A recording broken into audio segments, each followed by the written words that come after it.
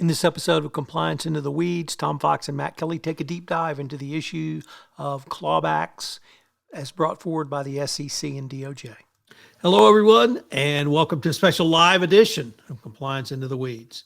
Today, I'm back with Matt Kelly, and we're going to talk about clawbacks. So, Matt, first of all, welcome back. Hello, Tom. Always good to be here.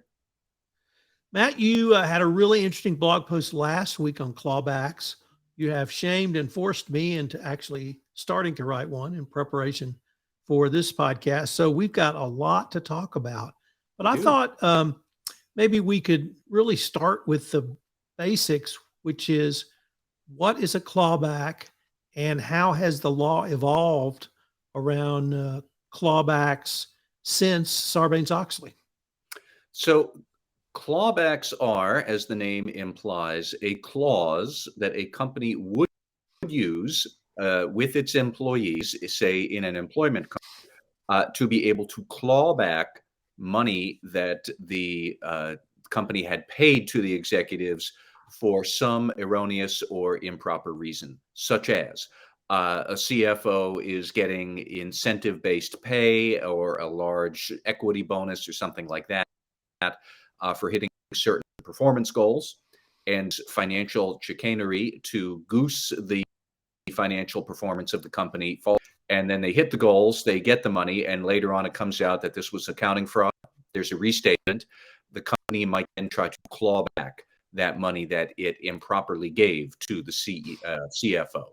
You might also have clawbacks if the company was giving pay to a CEO who engaged in some sort of corruption. Not all corruption or corporate misconduct has to result in a restatement, which I think is an important point that we can talk about.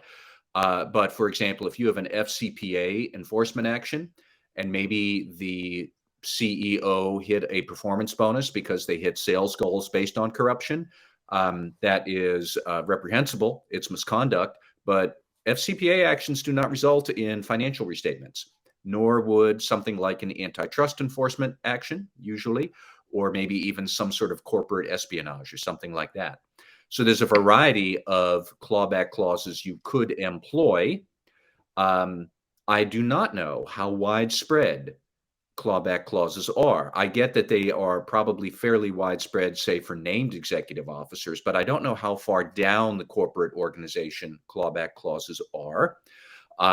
You might encounter a situation where an employee is going to fight it, and we could talk about that too.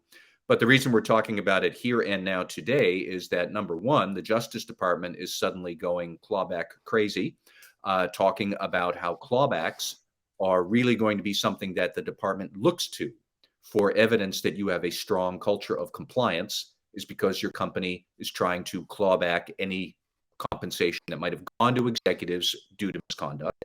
And then just last week, the Securities and Exchange Commission got in on the act, where it adopted a rule that had been required by the Dodd-Frank Act many years ago, that all publicly traded companies must now have clawback clauses and disclose them in the annual report, and disclose all your progress on any clawbacks you might currently be going through. And you have to put that in the annual report. So we have clawback action from the Justice Department, clawback action from the Securities and Exchange Commission. It's required by the Dodd-Frank Act, which the SEC never got around to doing until just last week. And then Tom, refresh my memory, but I do think that they're also required in the Sarbanes-Oxley Act, but that's so long ago, I'm a bit rusty on all of my history. So that's one of the things that surprised me, that it was required and actually implemented under Sarbanes-Oxley. And today, the Wall Street Journal, in an article on clawbacks, reported that within the past 12 months, the SEC has sued and or settled with 11 executives on clawbacks for misstatements in financial statements. Under Sarbanes-Oxley, it was direct participation in the financial statement that had to be restated, which led to the clawbacks. But I was frankly really surprised that this had been a part of the federal law for quite some time. As to the question or point you raised about are clawbacks used against non-executives or used in compensation of non-executives, I was also surprised to find the answer is yes. It's now considered a best practices on a commission-based salesperson that a clawback provision be in place for some period of time after a sale is made. So, for instance, um, in the I read several today that had a 3 to 6 month window where if a sale was voided or if a customer returned products or other goods purchased, a commission based upon that sale could be clawed back if that commission, if the monies paid was beyond salary, i.e., bonus or commission. So we have to have two things. We have to have a written provision, and then it's not on your salary, it's on some sort of additional payment, whether it's a commission or a year-end discretionary bonus based in part on your performance.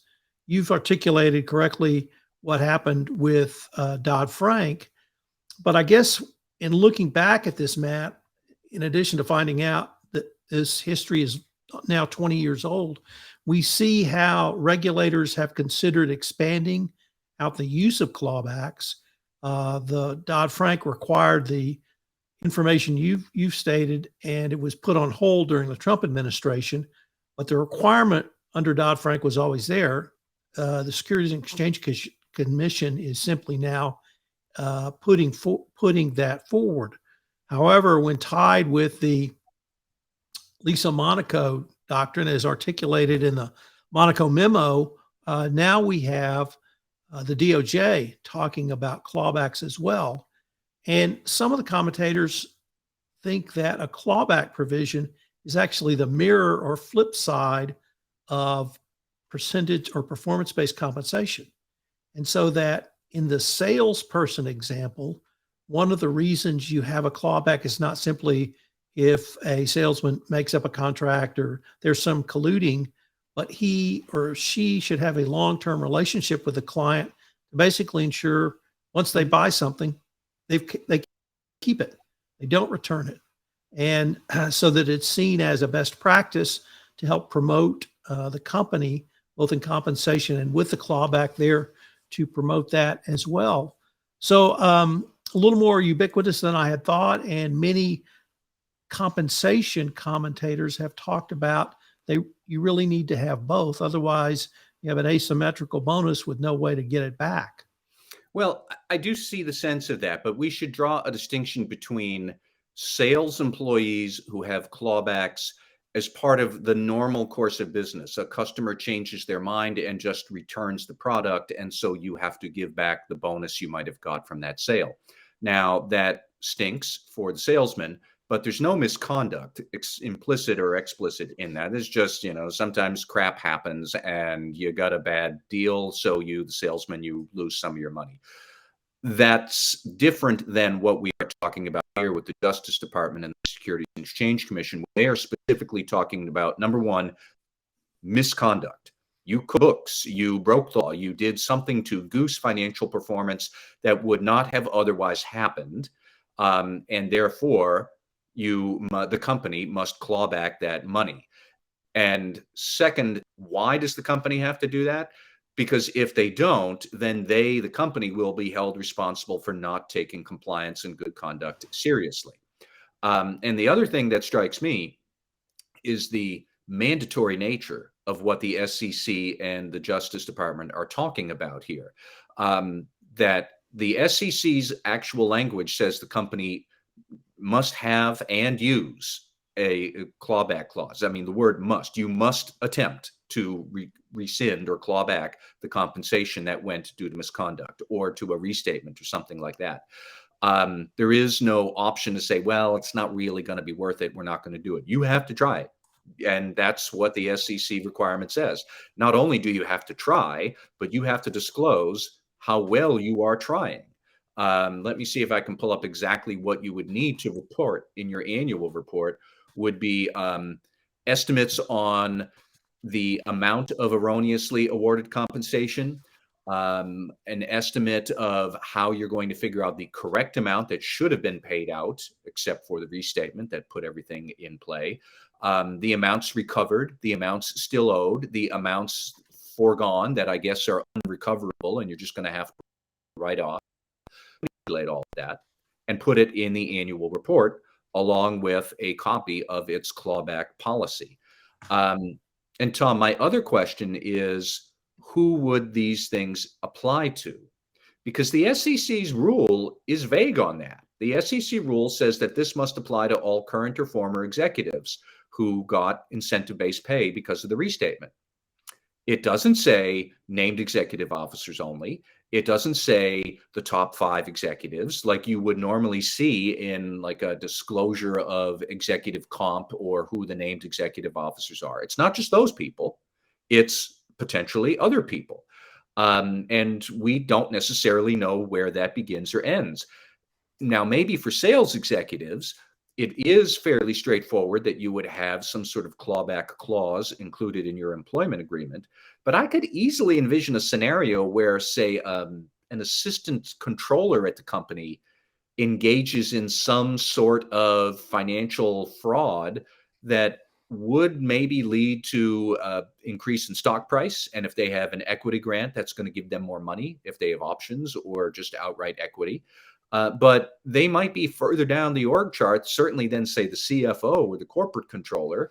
And I don't know that they would have necessarily have an employment contract where they would have a clawback clause. So how do you spread the clawback clause to a large enough population? Are you going to make it something that goes in the employee manual that everybody signs when they're newly onboarded? Maybe that would work. I'm not clear on something like what if this is related to a criminal action from the Justice Department and you, the company, claw back the money from the executive who is charged by the Justice Department and then gets acquitted. Do they get their clawed back money back? Because technically the crime maybe it didn't happen or they weren't convicted of committing the crime. So would they be able to sue you to get the clawed back money clawed back to them? Lots of policy details that we could dance around all afternoon on this, and I'm not sure that we have a lot of clarity on how to answer those questions. I don't know. Maybe I'm wrong on that, but those are the kind of things I wonder about. So I guess what I got from my historical review was the evolution of the regulators thinking around clawbacks to the point where literally in the past few weeks, both the DOJ and the SEC have either introduced or reintroduced tools to try to either encourage ethical and compliant behavior or discourage illegal behavior. The DOJ's pronouncements by Lisa Monaco really moved beyond what the SEC has done under both Sarbanes-Oxley and Dodd-Frank, because they now move to cover executives who were not necessarily involved in the conduct at issue, but had oversight roles or may have led a division or an organization or a business unit, and requiring them to pay back discretionary bonuses or other incentive compensation that they may have received based upon the illegal actions. The points you raise about criminal conduct and acquittal at trial, DOJ seemed to be saying, we want you to go after this money and these people in civil actions and quickly and however you do it. So being acquitted from a criminal trial or in a criminal trial is obviously not the same as a civil matter. Nevertheless, the DOJ has, I think, pushed the boundary of where the SEC went with this. And I guess I see an evolution of both regulators taking tools that may not have been designed for this, and in the DOJ's case, making it now a part of a best practice compliance program. I think so. And I've been giving some thought to how the DOJ and SEC clawback pushes do and don't overlap. In some ways, I would say the SEC rule goes further because it is a rule. They're not trying to get companies to do anything. If you're a publicly traded company, you have to do this, full stop. This is not a proposed rule or anything. This is done. This rule is adopted, and you're going to have to do it. The exact timing of it is, I think, a bit unclear, but I certainly by the end of 2023, for annual reports that come out in early 2024, you'll have to have all of these ducks lined up in a row if you are a publicly traded company. That said, this rule from the SEC, and echoing what the SOX requirements are, they're all related to restatements. And a lot of corporate misconduct does not necessarily lead to a restatement. Now, the Justice Department has a wider range. It could apply to private companies, it could apply to nonprofits and organizations. But the Justice Department, it's not a rule. You don't have to do it. The Justice Department will use a very big stick to beat you over the head if you don't do it. And I would advise companies to think long and hard about not adopting these clauses. But, that's something that's just going to come up in your settlement talks. And I'm sure they could make it exquisitely painful if you don't do it. But it's not required as regulatory rule is. So I'm still, I'm curious to see how this goes. And not only that, but we should remember, I think, Tom, a couple of weeks ago, we talked about how the SEC is strongly hinting that it is going to come up with some sort of approach or policy or something that the more you use a clawback, the more consideration the Justice Department will give a company on monetary penalties. The assistant AG for the criminal division, Kenneth Polite, he said as much in a speech he gave in September. Pretty much the same point is included in the text of the Monaco Memo, that they are looking at clawback clauses and looking to alleviate the burden of monetary penalties against shareholders. Read between the lines, folks. They are saying if you claw back money from the executives, that will count as some sort of offsetting thing against potential monetary penalties. I'm still curious how this all works out on a time horizon, because a lot of this could unfold over a period of years. Certainly, trying to figure out a financial restatement that at the least can take many months and would not be at all unusual for a large restatement big enough that you'd be clawbacking from the CEO. That could take a year or more. And then what if the CEO wants to take you to court? Tom, you raised the point that this could be a civil action between the company and its former employer. Yes. And I would then wonder, okay, and if the criminal action falls apart, would the wronged executive or the exonerated executive not have some sort of potential civil action back against the company? I don't know. Maybe this has already been adjudicated in some format somewhere, and there's case law on it that I don't know about. If there is, somebody write in, let us know. But there's an awful lot of ways that this could become very complicated. And that's all separate from just the routine complication of this SEC rule that you will have to figure out things like, how did we get the compensation wrong if we had a restatement? What would the correct calculation be? What if somebody's going to challenge the restatement then and say you got the accounting wrong, and actually, no, it didn't have to be restated. I got the accounting great. I could see a CFO trying to make that argument. But there'll be a lot of calculations that the HR department, the finance department, maybe your payroll department, your legal department, secretary, they'll all have to go through this. It actually does get disclosed in the 10K should you go through a restatement. And this is all coming, at least on the SEC side. Now, how does it work out with the Justice Department? That's an even gray area. But this unto itself, this is not a crystal clear area, I don't think, with the SEC. Let me go back to the point you raised in the context of the Monaco Memo and the stick the DOJ might use to encourage companies to take these clawback provisions and move against former executives. I think also in the Monaco Memo, one of the factors in determining a monitorship was whether a company had a clawback provision and had actually used it going forward.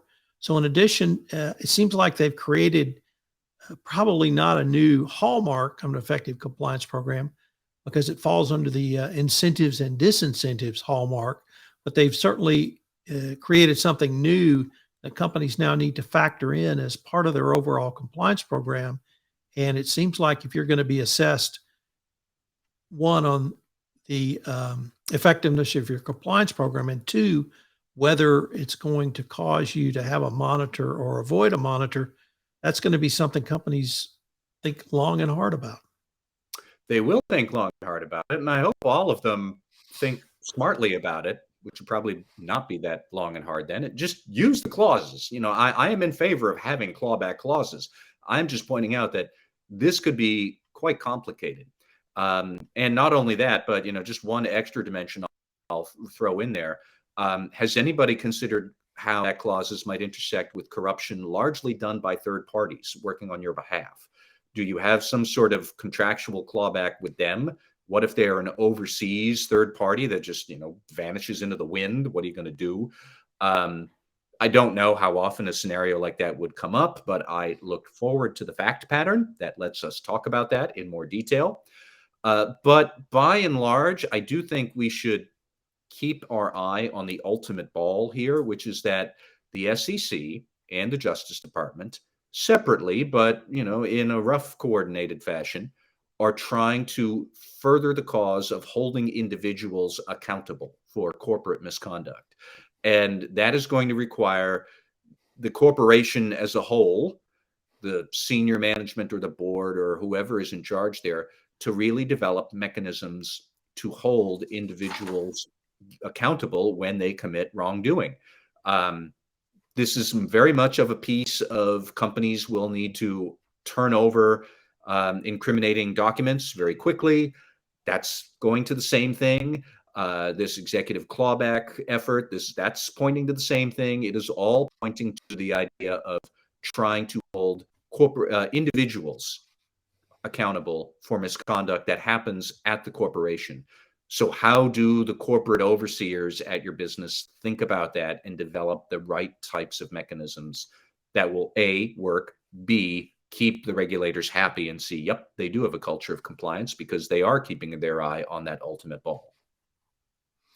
In listening to you, Matt, I'm hearing echoes of the CCO certification, but a different type of certification. You're a business executive who's not a compliance officer is essentially certifying with his pay that nothing askance has gone on his watch on the ship, whether he's a captain, whether he's an XO, whatever part of the ship he's running, nothing askance better come out of it because he's certified with his discretionary bonus compensation, all of which seems to be what our colleague Karen Woody said is really additional heat and additional pressure the DOJ is putting on companies in the form of the Monaco Memo. Well, funny that you open that can of worms. Let's just crank it open and dump them on the table, because in the world of Sarbanes-Oxley compliance, this is exactly what we already have, is that the CEO and the CFO must certify that the financial statements are accurate and free of material misstatement. And what has happened since then is that we have had this whole big rigmarole of sub-certifications and sub-certifications that anybody who has anything to do with financial controls and disclosures must certify up the chain of command. Yes, this is all accurate.